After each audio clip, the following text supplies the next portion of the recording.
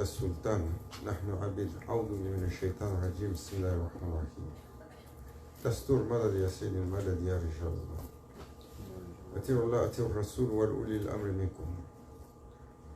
Louange à Allah Azawajal qui nous a honorés d'une telle assemblée. Majlis Dhikr, Riyad Jannah, قال صلى الله عليه وسلم.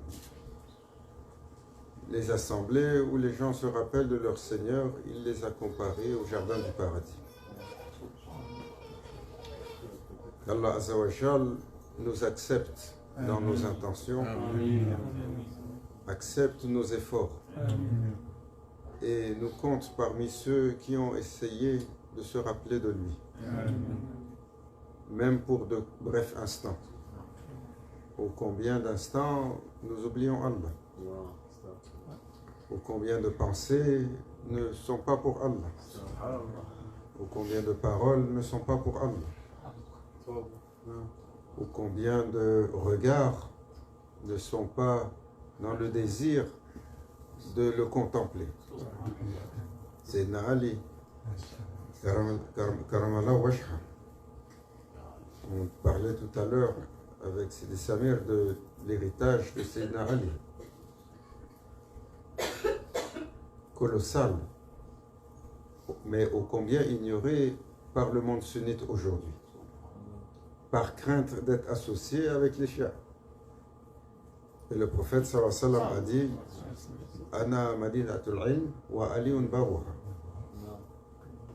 Il l'a comparé, il a dit je suis la cité du savoir et Ali en est la porte. Il était celui connu pour avoir les doigts très souvent noirs. Parce que quand les versets descendaient, le wahi sur le prophète sallallahu alayhi wa sallam, il était pendant des années celui qui transcrivait les versets pour que d'autres les aient.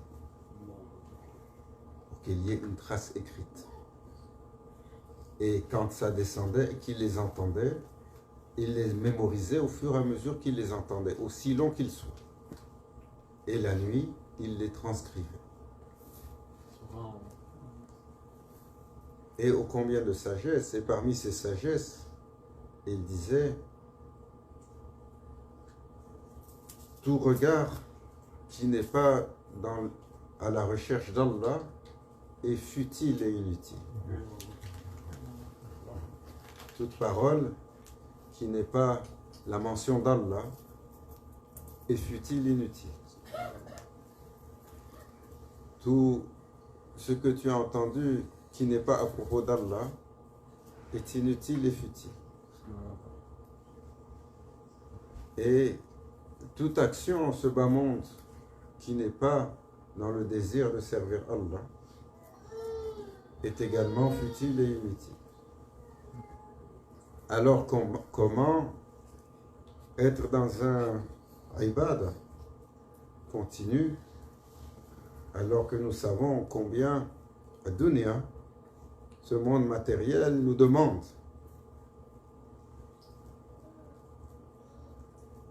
Et Allah Azza wa Jal, Mawlana Sheikh Hicham, il me disait, Allah Azza wa Jal lui accorde une longue vie en santé. Amen. Et Cheikh, il disait de la parole de grand Cheikh.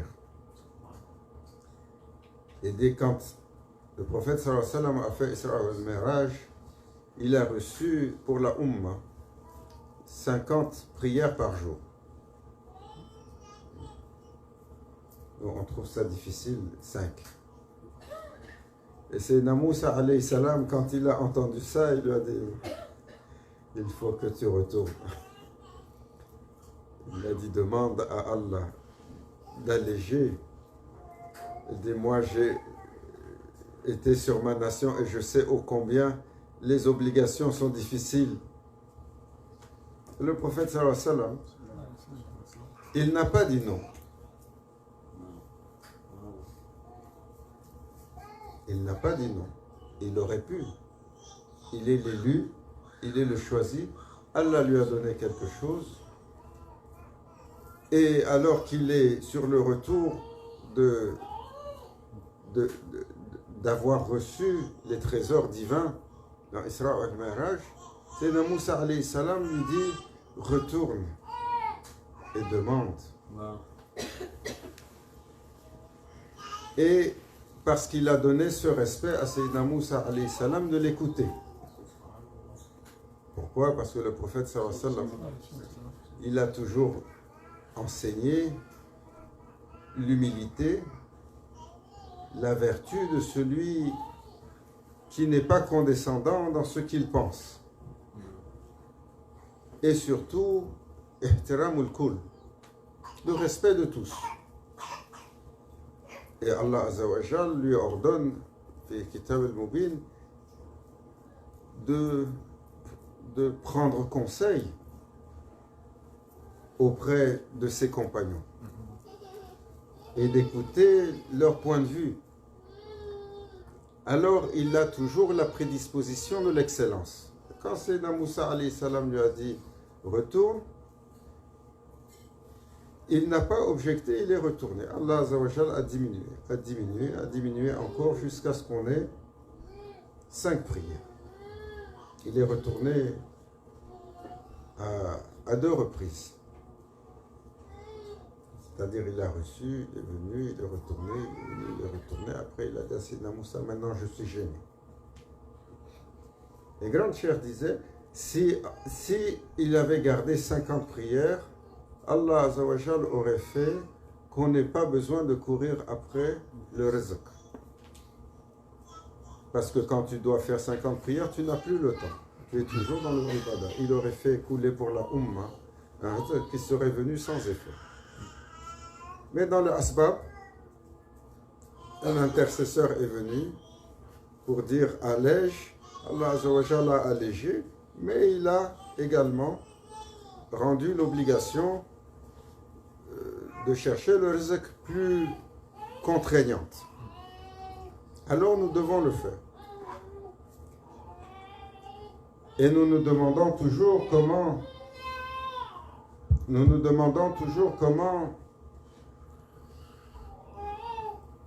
remplir ces conditions. Comme on a entendu de Sayyidina Ali, Karamallah wajha, Allah illumine son noble visage, qui disait chaque chose qui n'est pas à propos d'Allah est vaine dans ce bas monde. Alors le serviteur, toujours, il doit faire une pause, comme on fait lorsqu'on fait une pause quotidiennement, au moins 5 fois pour faire la prière. On ferme l'une des symboliques quand on lève les mains pour faire Allahu Akbar, c'est-à-dire on ferme dunya complètement et on se recentre devant la présence d'Allah. L'un des symboles dans la prière, quand on lève les mains et que l'on fait ça, c'est le rejet de la dunya. Et pour se concentrer juste dans la présence d'Allah. Évidemment, c'est une imitation pour nous. Dès qu'on fait Allahu Akbar, on a trouvé la solution au bug. C'est toujours le cas. Hein, on a travaillé ensemble 10 ans. Le département de Haïti en support pour toutes les bases de données et tout ça. Dès que tu fais Allahu Akbar, le shaitan il vient et dit le problème est ici. Voilà. La requête SQL est là. Voilà, la requête SQL est là. Elle brille comme ça. Ou contrôle de qualité, voilà, dès qu'il Allahu Akbar, tout de suite, on a trouvé le problème. Le root cause. Ou notre chef cuisinier Every recipe. Voilà, c'est là que les recettes, elles arrivent. Tout le monde expérimente cela, cette difficulté de la concentration. On a un frère qui m'a posé la question et il disait, je suis désolé, je suis venu ici pour chercher la discipline, mais depuis que je suis là, je n'arrive pas à être concentré dans la prière. J'aurais espéré et je suis désolé pour cela. Je lui ai dit, c'est ça, même une vie, tu n'y arriveras pas. C'est un des exercices les plus difficiles, à tel point que Sayyidina Muhammad, il a mis au défi, il a challengé ses compagnons. Il a dit à ses compagnons, il y avait un groupe d'intimes, il a dit, qui peuvent prier 2 rak'ahs, il n'est pas dérangé dans la pensée.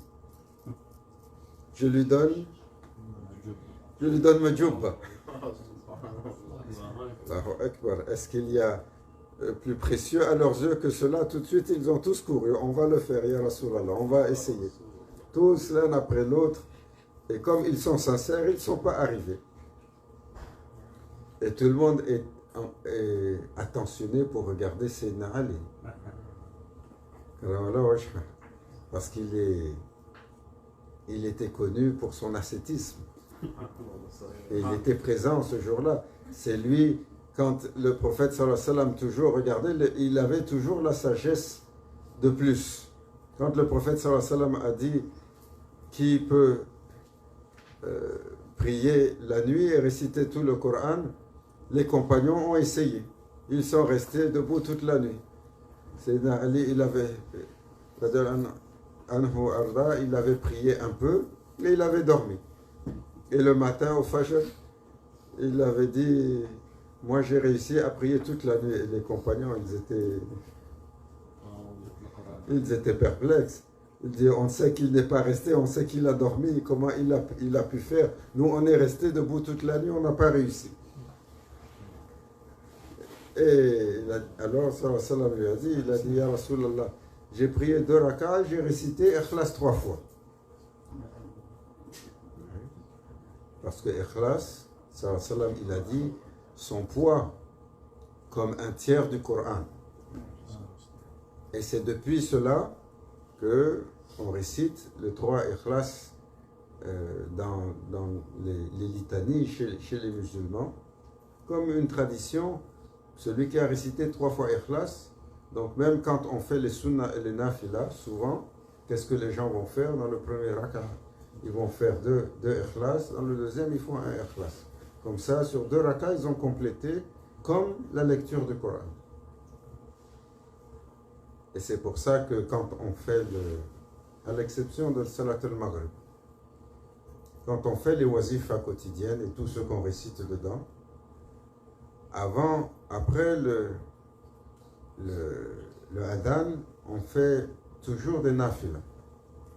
Parce que le prophète sallallahu alayhi wa sallam, il n'est jamais rentré dans la prière du fard sans prier des sunnah. Même la salat al-maghrib.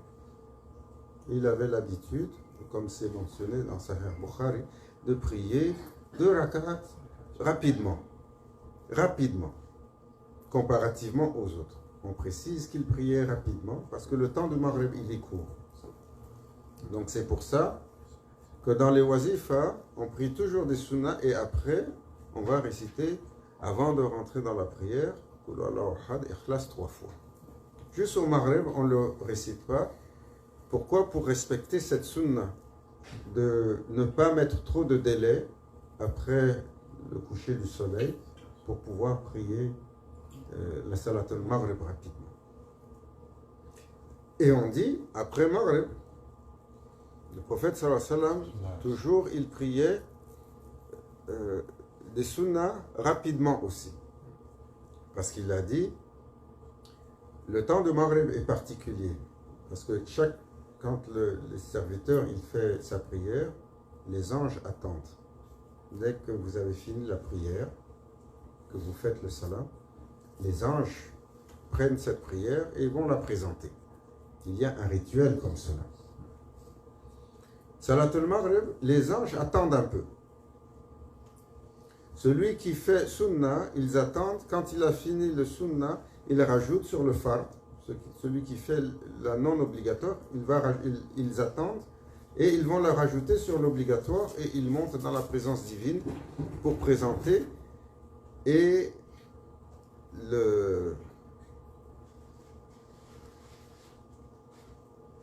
quelqu'un qui a tapé, non. Parce que des fois on gare les voitures en arrière ici, pour nos voisins. Et on présente alors quelque chose qui a une plus-value. Parce que la récompense est donnée pas juste pour le fard, le sunnah est rajouté dessus et il y a une récompense qui est accordée là-dessus. Alors Sayyidina Ali, il a dit, moi je peux. Il a prié avec 3 ikhlas. Alors cette autre fois, toujours parce qu'on savait qu'il était un de ceux de la détermination, ils ont regardé le prophète sallallahu alayhi wa sallam. Il l'a regardé prier, il a fini de prier, et quand il a fini salam alaykum wa rahmatullah, on dit qu'il a souri. Et le prophète sallallahu alayhi wa sallam aussi a souri. Et le sallallahu alayhi wa sallam lui a dit, dis-leur comment le shaitan t'a trompé. Parce que le prophète sallallahu alayhi wa sallam, il n'avait pas la djubba avec lui. Et quand il a dit, celui qui peut prier, je lui donne ma djubba, il a dit, jusqu'à la fin, j'ai réussi à garder la concentration avec Allah. Exempt de toute autre chose. À la fin, Shaitan est venu me dire, laquelle des djubba tu penses?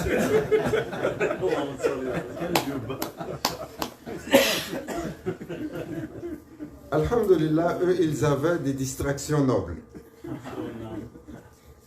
Nous, tawba astaghfirullah. Ce qui traverse notre esprit quand on est dans la prière, il y a Satar. Allah, il est celui qui a voilé, alhamdulillah. Alors, ô combien difficile de garder ce rapport constant avec Allah. Parce que nos implications dans ce monde sont une attraction constante. Nous le voulons, nous ne le voulons pas, nous ne sommes pas des anges. Et Allah Azza wa Jal a fait de nous des humains et nous a liés aux règles de l'asbab de la causalité. Et nous devons donc gagner notre rizq. Mais le prophète sallallahu alayhi wa sallam, à travers ses enseignements, rappelle que le serviteur, il est à mesure d'aller chercher un bienfait dans toute chose. Ton action dans la dunya doit être précédée par une intention. La majeure partie d'entre nous, lorsqu'on sort pour aller pour le travail, nous allons pour notre subsistance, mais celui qui sort avec l'intention, Ya Rabbi, je sors pour aller chercher le rizq. Comme tu l'as ordonné, tu l'as commandé. Accorde-moi le rizq halal, qu'il soit licite et qu'il soit utilisé pour te servir dans un but qui ne transgresse jamais Allah et son messager. Si tu mets cette intention, alors que tu sors pour aller travailler, toute la journée d'ouvrage est considérée comme un moment de ibadah, même si tu es dans les chiffres, ou tu es dans les règles, ou tu es dans les marmites, ou tu es dans les clous. Ça dépend du travail, chacun il a sa... Et ainsi de suite.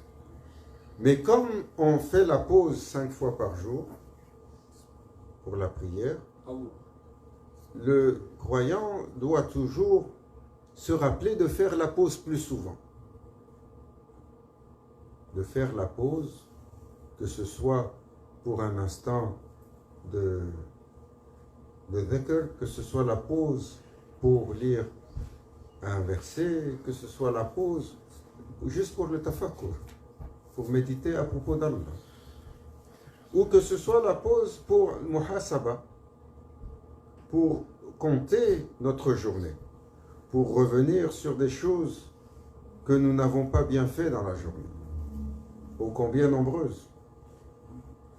Combien de respirations sont faites inconscientes. Qui aujourd'hui, il a fait Alhamdulillah, Alhamdulillah, qui a donné le hamd sur l'inspiration et sur l'expiration. C'est un ni'mat d'Allah, même si c'est automatique pour nous, chaque respiration est une faveur. Mais nous avons, quand l'humain, il est dans son état primaire, comme nous n'avons pas d'état de conscience. Regarde sallallahu alayhi wa sallam, comment il décrit ça. Il a dit aux compagnons, il a dit, Allah, il a fait que j'ai un visage avec lui et un visage avec vous. Il a une interface qui n'a jamais quitté son Seigneur, quel que soit l'univers autour. Et Allah Azza wa Jalla a accordé ça à ceux qu'il a choisis. Parmi eux, c'est Bilal al-Habasha, par exemple. Alors qu'il était esclave, son histoire est connue, que son propriétaire était en train de le torturer. Et ça, c'est la torture qu'on a entendue. Les autres, on ne sait pas. Les humiliations, on ne sait pas.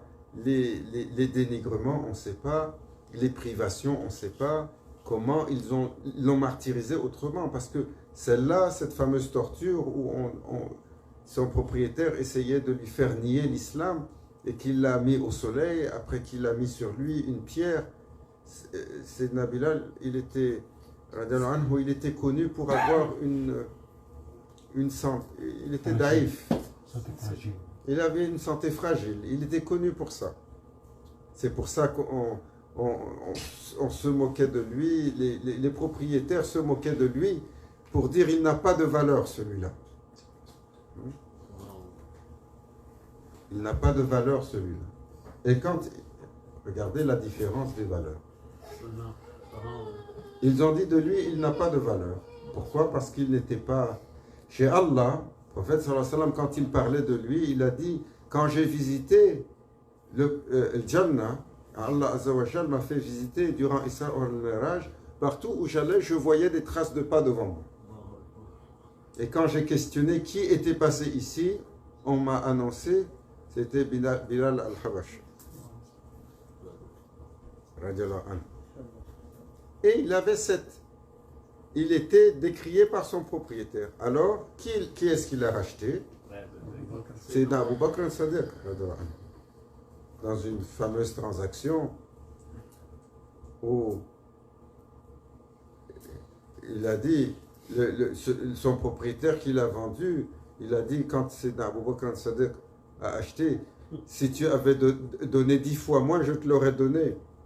Et c'est Abu Bakr al-Sadiq lui a répondu, tu aurais demandé 10 fois plus, je te l'aurais payé pour lui. Et même plus.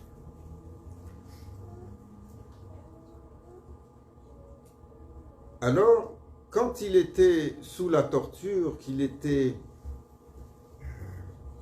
opprimé, toujours son cœur avec son Seigneur. Il était celui qui, lors de la torture, qu'est-ce qu'il disait? Ahad, ahad, ahad, ahad, ahad. Avec Allah. Alors, quand on l'a libéré, on lui a posé la question. On lui a dit, tu dois être content de ta condition. Il a dit, ça ne fait pas de différence. Prisonnier, esclave, torturé ou libre, comme cela, pour moi, ça n'a jamais fait de différence. Parce que Allah, il est dans mon cœur. Nous, on peut dire comme ça. Hein? Juste si la viande, elle n'est pas bien cuite, on n'est pas content. Comme il dit, il y a les uns et il y a les autres. C'est notre nature. Si on regarde la condition des compagnons, ce qu'ils ont vécu, ce qu'ils ont sacrifié, comment ils ont été, et chacun différent de l'autre. Sayyidina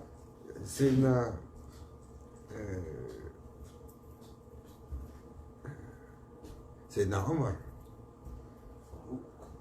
Farouk, radiallahu anhu, il a dormi chez lui sans lumière. Il a vécu chez lui sans lumière. Après une certaine heure, il éteignait le lampe. Quand on dit et quand les gens venaient chez lui, il était Amir al-Mu'minin, il était le commandeur des musulmans. Quand les gens venaient le visiter, ils trouvaient ça étrange. Tu vis dans l'obscurité. On sait qu'il y a des lampes et il y a de l'huile. Il disait, cette huile, elle a été achetée par l'argent du contribuable pour le bien du contribuable. Quand Omar il retourne dans son espace privé, il n'a pas besoin de l'utiliser. On est à milieu de tous nos raïs aujourd'hui. Quand le prophète sallallahu alayhi wa sallam parlait des hommes, il dit un homme comme 1000. Un homme comme 1000. Il y a de ses compagnons comme 1000. Subhanallah. Il y a des compagnons, il y en avait, ils avaient un vêtement pour deux. L'homme et la femme, ils avaient juste un vêtement. Quand ils n'avaient pas plus que ça dans la vie. Quand un, il va à la mosquée, l'autre, elle doit rester à la maison. Quand elle doit sortir pour aller pour une tâche dehors, lui, il doit rester à la maison. Et il y en a un autre couple, parmi les compagnons, ils ont construit une maison. Quand ils dorment dedans, la case, les pieds sortent. Les pieds sortent. Pourquoi? Parce que la maison est trop petite. Ils étaient gênés d'avoir trop d'aisance devant Allah. Ils n'ont pas accepté la maison plus grande que ça. C'est assez pour nous. Nous aussi, on peut avoir un mansion, comment on appelle ça? Le manoir. On a tous Hubb Dunya comme ça chez nous. Tu continues comme ça sur l'histoire des compagnons, radiallahu anhu arda, Sayyidina Salman al-Farsi. On ne sait pas quel âge il est mort, radiallahu anhu. Et il était connu, il a été nommé gouverneur quand Sayyidina Omar il a conquis le territoire de la Perse. Il a été nommé gouverneur sur une grande partie de la Perse. Un ascète. La nuit, il est en prière. On dit la journée, on le trouve, il dort sous l'arbre. Et il déplace un peu la position où il dort pour se remettre à l'ombre. Et quand il était en train de quitter ce monde, et Allah sait quel âge il avait. Il est l'un des compagnons où on ne sait pas quel âge il avait. Certains disent qu'il avait peut-être jusqu'à 200 ans, parce qu'il a eu plusieurs vies avant d'arriver au prophète sallallahu alayhi wa sallam, et il a vécu très vieux. Quand il a quitté ce monde, il était en train de pleurer, il se lamentait, et il demandait « Tawba astaghfirullah ya Rabbi, Tawba astaghfirullah ya Rabbi » Comment je vais justifier ce que j'ai pris de ce monde? Comment mon cœur a été attaché à tant de dunya? Tawba ya Rabbi. Ce qu'il possédait, c'est Hassan, ce qu'il possédait, ça tenait sur la moitié d'un espace de prière. Et il pleurait pour ça. Comment il va justifier ça à Allah, qu'il a pris de ce monde? C'est pour ça, le tabi'in, c'est Hassan Basri. Il a été questionné par les tabou tabi'in, parce qu'il était la génération, il a connu les compagnons. Et il a eu l'héritage de certains compagnons, il a enseigné ses concitoyens, et il a enseigné, bien entendu, les tabou tabi'in, qui eux n'ont jamais connu les compagnons. Donc ils lui ont demandé, décris-les-nous, comment ils étaient. Il a fait une description très simple, qui nous donne la mesure des compagnons. il a dit, si vous les aviez vus, par Allah vous aurez juré qu'ils sont fous. Leur degré de iman, ça dépassait toute raison.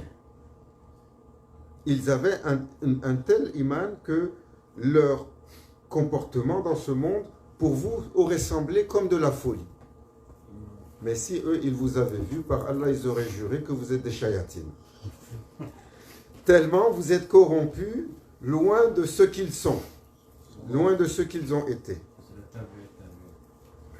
Et ça, c'est Tabu Tabi'in.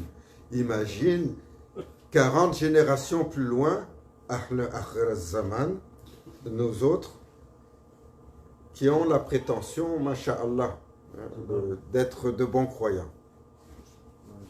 Et nous savons que le prophète sallallahu alayhi wa sallam a dit que la meilleure génération est celle de ses compagnons, puis celle des tabi'in, puis celle des tabu tabi'in, et jusqu'à la fin des temps, la qualité des humains va décliner pour atteindre celle ce que nous sommes. Alors imaginez les prétentions des serviteurs. Et sallallahu alayhi wa sallam, il a donné, alhamdoulilah, comment Allah Azza wa Jal, il est généreux, il est miséricordieux. Il disait à ses compagnons, il vous sera demandé sur 10 de faire 9 pour avoir l'assentiment d'Allah. Mais il viendra cette génération, s'ils arrivent à faire 1 sur 10, ils seront acceptés chez Allah. Et c'est la nôtre. Alors, il faut se raviser, il faut raviver nos intentions constamment. Alors que nous sommes aspirés par les élans de cette dunya. Il faut prendre le temps de se poser quotidiennement, régulièrement. Même quand vient le temps de manger, très souvent, les gens mangent en courant. Alors que la sunna du repas est spécifique. Le repas est une ibada à part entière. Le serviteur, il rentre dedans, il prend sa subsistance comme s'il était en train de la recevoir de son Seigneur. Et il l'honore ainsi. Le repas est un rituel en islam. Tu commences avec la mention de ton Seigneur, tu fais sa louange au fur et à mesure que tu manges, tu donnes le hamd pour chaque bouchée, tu savoures comment Allah t'a favorisé. C'est comme ça qu'on mange. C'est froid. Va remettre ça, chauffer ça à nouveau. J'avais le goût de manger le filet mignon, tu as amené l'agneau. Aujourd'hui, je voulais... Il est toujours comme ça. Il a toujours une critique dessus. Et on oublie comment le prophète sallallahu alayhi wa sallam, il a aimé manger. Il a mangé avec humilité. Il a mangé en louangeant son Seigneur. Une fois, il avait été invité par un compagnon qui avait préparé un festin. Et quand le prophète sallallahu alayhi wa sallam est venu pour manger, il a dit, c'est pas assez pour toi. Le prophète sallallahu alayhi wa sallam, il l'a remercié, il s'est levé. Il a dit, je ne peux plus manger de ton repas. Pour nous donner à nous un enseignement. Celui qui sert, jamais il doit s'excuser de ce qu'il sert. Parce que Allah est celui qui a donné ce rizq à cet instant. Et c'est selon la satisfaction d'Allah. Et le prophète sallallahu alayhi wa sallam a refusé de manger. L'homme était gêné. Il a dit, Ya Rasulallah, je t'ai offensé. Il a dit, non, je ne peux pas manger parce que tu as dit cela. Mais je te laisse mes compagnons, ils vont manger avec toi, je demande ta permission. Il est sorti avec qui? Avec Sayyidina Abu Bakr al-Sadiq. Et ils sont partis pour ne pas marcher seuls.